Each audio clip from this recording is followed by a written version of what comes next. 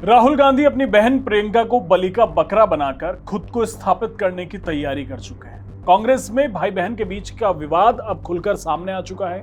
राहुल गांधी की टीम प्रियंका को पार्टी में साइडलाइन करना चाहती है। वहीं प्रियंका हर मुद्दे पर राहुल को ओवरशैडो करती नजर आती है। लेकिन अब कांग्रेस के शहजादे की टीम प्रियंका को रास्ते से हटाने का फुल प्रूफ प्लान बना चुकी है।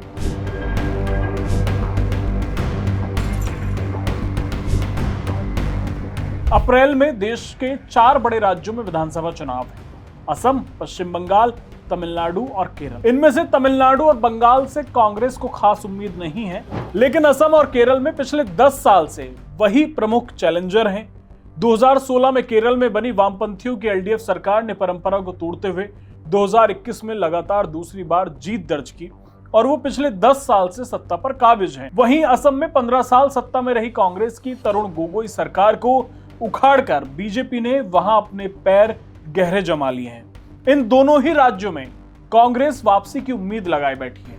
लेकिन दिलचस्प यह है कि इन राज्यों में हुई कांग्रेस के सिपा सलारों की तैनाती, खासतौर पर केरल के वायनाड से सांसद प्रियंका गांधी को केरल के बजाय असम भेजे जाना हैरान करने वाला है। आप समझ रहे हैं कि प्रियंका सांसद जो हैं वो केरल के एक शहर से हैं, लेकिन उन्हें प्रभार असम का दिया गया है।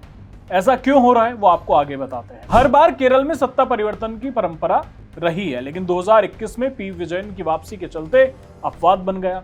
2024 के लोकसभा चुनावों में कांग्रेस का प्रदर्शन केरल में अच्छा रहा था।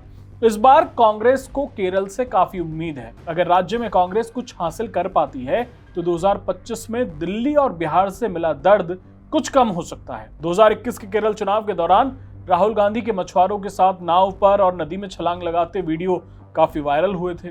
कांग्रेस वो चुनाव भले ही ना जीत पाई हो, लेकिन पार्टी ये समझती है कि दूसरे राज्यों की तुलना में उसकी स्थिति यहां सबसे मजबूत है। केरल में कांग्रेस संगठन के भीतर कई पावर सेंटर्स हैं। एक तरफ केसी वेणुगोपाल हैं और उनके साथी हैं, तो दूसरी तरफ शशि थरूर जैसे फ्री रेडिकल हैं, जिनसे कांग्रेस हाईकमान को हमेशा शिकायत रही है। ऐसे में कांग्रेस के लिए विधानसभा चुनाव से पहले चुनौती पार्टी के भीतर के हालात को दुरुस्त करने की होगी।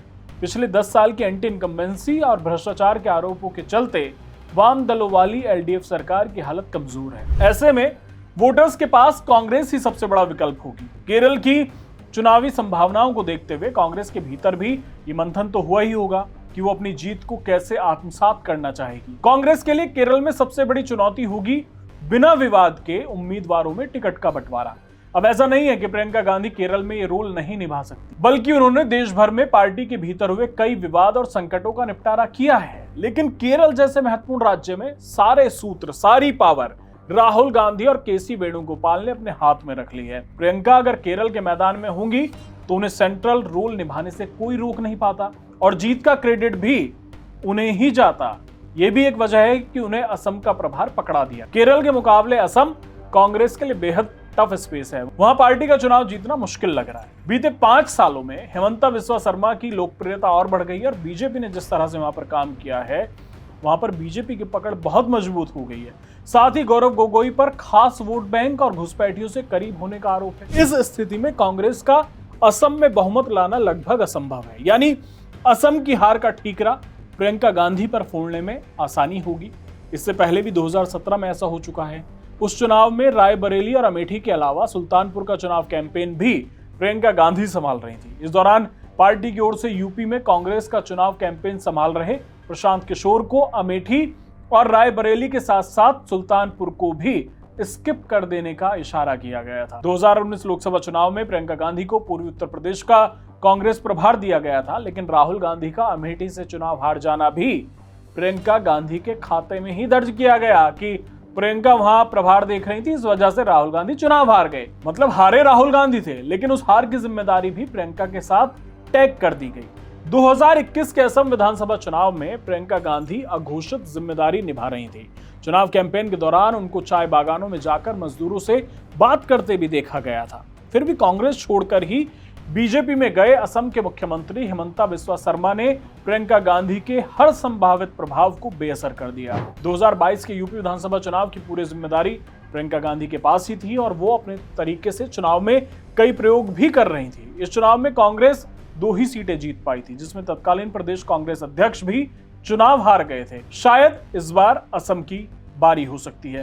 राहुल गांधी के नेतृत्व में कांग्रेस अपनी हार की सेंचुरी पूरी करने वाली है, लेकिन प्रियंका गांधी का कद बढ़ता हुआ देखते हुए एक रणनीति के तहत उन राज्यों की जिम्मेदारी उन्हें दी जा रही है जहां पार्टी के जीतने की संभावना कम है।